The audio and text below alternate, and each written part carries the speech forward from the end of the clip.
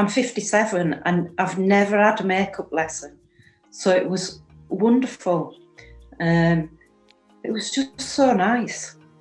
It was just something that was a little bit of nicety out of the whole of the doom and gloom.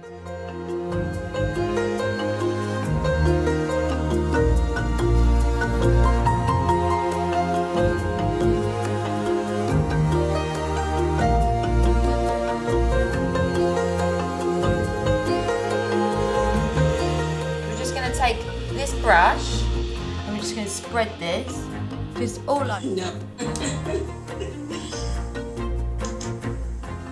I wouldn't ask my consultant about my skin going dry or any of those things because he might view it as vanity.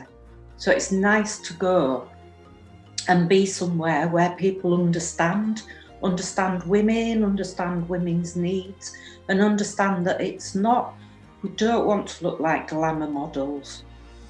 It's nothing to do with that. It's to do with if you take care of your skin and the way you look on the outside, you feel so much better on the inside.